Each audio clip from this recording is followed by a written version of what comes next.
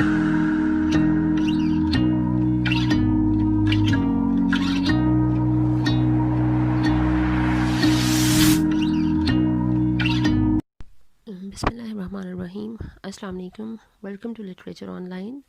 आज का हमारा टॉपिक है एडम्स सोलिलोकी। जो पैराडाइज लॉस्ट बुक 9 में एडम की सोलिलोकी है वो है। सोलिलोकी का मतलब आपको बता दूं, ये लैटिन से लफ्ज़ लिया गया है।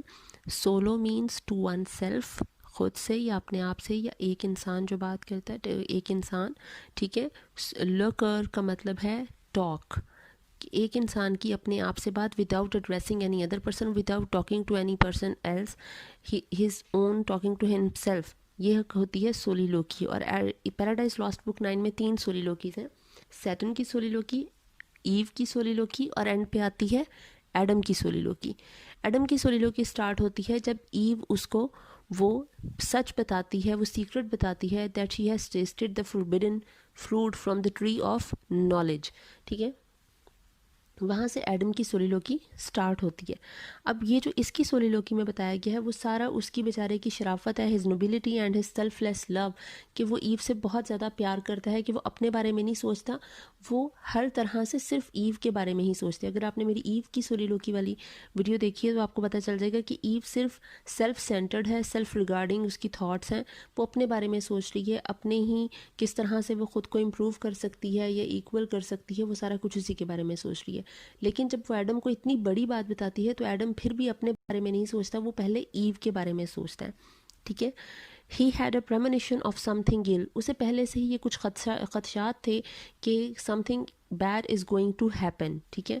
He meets Eve coming with the branch of forbidden tree when she tells him about having tasted it. अब वो जब उसे बताती है, वो जब ईव को चलते हुए आते देखता है वो फॉरबिडन फ्रूट की ब्रांच के साथ, तो उसको थोड़ा सा वो हो रहा होता है कि मैं जो सोच रहा था वो होने वाला, एक बुरी खबर मुझे मिलने वाली है, ठीक है। और फिर वो उसे बता देती है कि मैं इसे टेस्ट कर चुकी हूँ। From his slack hand the garland wreathed for Eve down dropped, मतलब वो उसने जो गजरा सा या कुछ उसके लिए लिया होगा, फूलों का हार, वो ईव के लिए वो बनाकर बैठा था, लेकर बैठा था, वो उसके हाथ से गिर जाता है।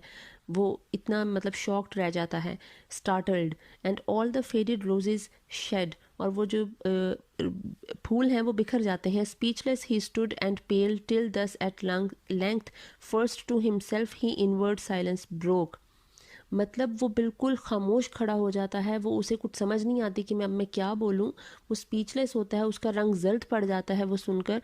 और वो इससे पहले कि वो ईव से बोले, वो अपने दिल में, अपने जहन में अपने आप से मुखातिब हो जाता है, क्योंकि उसे खदशात ये पहले से ही जाहिर हो रहे थे। He was already warned and worried, ठीक है।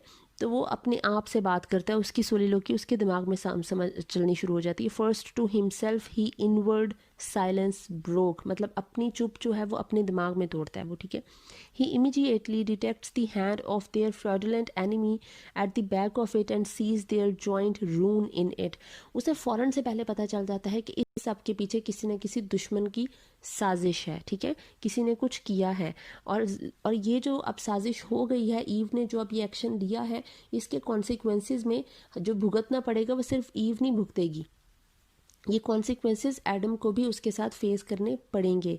Some cursed fraud of enemy hath beguiled thee, yet unknown and me with thee hath ruined, ये वो लाइंस कहता है सोलिलोकी में कि किसी दुश्मन ने तुम पर अपना असर कर दिया, इन्फ्लुएंस कर दिया, तुम्हें तुम्हारा जो है वो जिस तरह जहन ख़राब कर देना होता है वो कर दिया। मैं उस एनिमी को अभी जानता तो नहीं हूँ, लेकिन मुझे इतना पता है कि इसके जो आफ्टर इफ़ेक्ट्स होंगे उसमें हम दोनों की तबाही लिख दी गई है, रूंड, ठीक है। He does not waver over the pros and cons of sharing everything with her, वो ये नहीं सोचता, जिस तरह ईव ने जब फॉरबिडन फ्रूट खाया तो वो सोच रही थी कि मैं एडम को बताऊं कि ना बताऊं, मेरे पास ऐसी पावर्स आ गई, क्या मैं इनको किसी के साथ शेयर करना चाहूँगी या नहीं। मैं शेयर नहीं करती, मैं अपने तक ही रखती हूँ ये पावर्स। लेकिन एडम को पता चल गया, उसको कॉन्सिक्वेंसेस का पता है कि उससे एक सिन हो चुका है, अब इसकी हमें सज़ा मिलेगी। He is aware of the punishment, लेकिन वो फिर भी वो ये नहीं सोचता कि हमें सज़ा क्या मतलब ईव को मिलेगी, उसके साथ अगर वो शेयर करेगा इस सिन को तो उसको सज़ा क्या मिलेगी, वो ये सोचता ही नहीं है, ठीक है। वो ये भी तो कर सकता था ना कि वो उसके साथ अब शेयर ना करे इस सिन को और ये सज़ा से बच सकता था, लेकिन वो इस तरफ सोचता ही नहीं है। But resolves to die with her, लेकिन उसके जहन में सबसे पहली सोच क्या आती है कि जो होगा वो ईव के साथ ही उसकी ज़िंदगी उसकी मौत लिखी है, जो भी होगा साथ में होगा, ठीक है। Milton says Adam decided this due to the influence of female charms.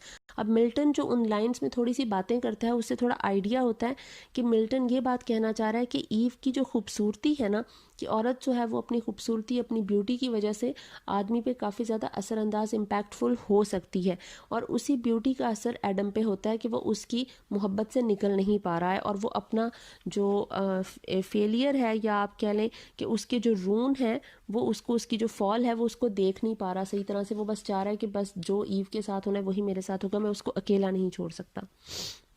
For with thee, Adam की लाइन्स हैं, for with thee certain my resolution is to die, कि मैं तुम्हारे साथ ही मरूंगा। How can I live without thee, मैं तुम्हारे बगैर जी ही कैसे सकता हूँ। Should God create another Eve and I another rib afford, कि अगर गॉड मतलब क्या एक और ईव बना देगा, वो तुम जैसी तो नहीं होगी ना, तुम्हारे जैसी तो कोई और खुदा बना भी नहीं सकता। और मैं क्या, वो हम लोग मुसलमान अक्सर कहते हैं ना कि ईव को एडम की पसली से, रिब से बनाया गया था, ठीक है। तो वो वही लाइन उसने यूज़ की है कि मैं क्या, वो जो एक पसली से बनाया गया था, मैं उस रिब से बनाया गया था, मैं क्या वो अफोर्ड कर सकता हूँ, कि क्या मैं वो सोच सकता हूँ उस बारे में। ईव ने क्या सोचा था, ईव ने अपनी सोलिलोकी में सोचा था कि एडम जो है वो दूसरी शादी कर लेगा, वो उसको, वो जेलसी हो रही थी उसे कि अगर मैं उसे अभी नहीं बताती मैं मर जाऊंगी अकेली, फिर एडम जो है वो दूसरी शादी कर लेगा, उससे वो भी नहीं बर्दाश्त हुआ। ये बेचारा क्या सोच रहा है कि मैं इसके बगैर रह ही नहीं सकता हूँ, अगर अल्लाह ताला ने कोई और बना भी दी तो वो इस जैसी तो बन नहीं सकती, ठीक है। बोन ऑफ माई बोन दो आर, कि मतलब तुम मेरे जिस्म का एक हिस्सा हो, ठीक है, मेरे अंदर से बनाया गया है तुम्हें, you are my part of life, my part of body, ठीक है। And from thy state mind never shall be parted, और तुम्हारी किसी भी हालत से मैं अलग नहीं रह सकता। मतलब हम दोनों, वो कहते हैं ना, दो जिस्म एक जान है, ब्लिस और वो, चाहे गम है या खुशी है, हमने इकट्ठे ही रहना है।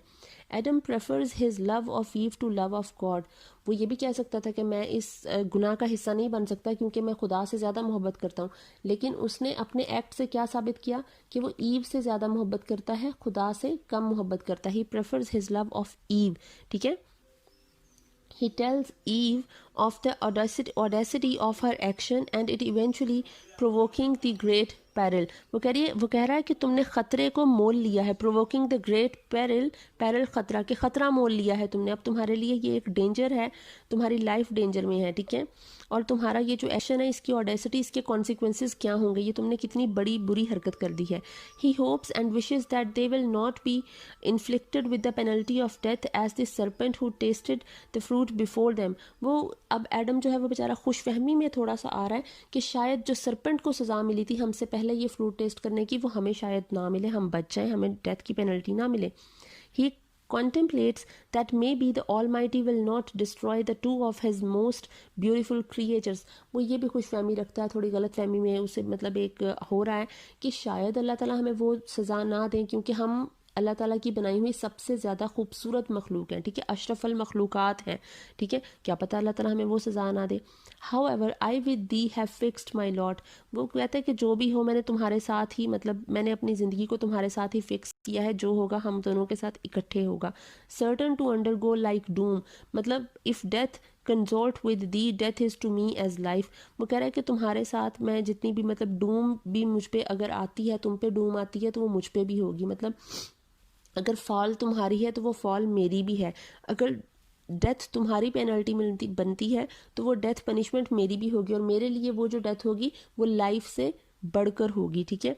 He decides to bear the doom which Eve will have to undergo, और वो डिसाइड कर लेता है कि जो ईव के साथ सलूक होगा मैं भी वही, मतलब मेरे साथ होना चाहिए है, मैं ईव के साथ हर चीज़ में शरीक हूँ, ठीक है, उसका पार्टनर हूँ, उसके साथ ही रहूँगा।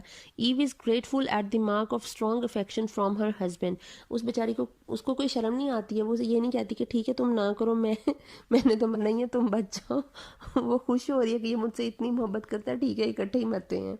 She amplifies it by saying, और वो इस चीज़ को थोड़ा एग्जैजरेट करती है, एम्पलीफाई करती है, वो ये कहकर one heart one soul in both, कि हम एक ही हार्ट हैं और हम एक ही सोल हैं, हमारी रूह भी एक है, ठीक है।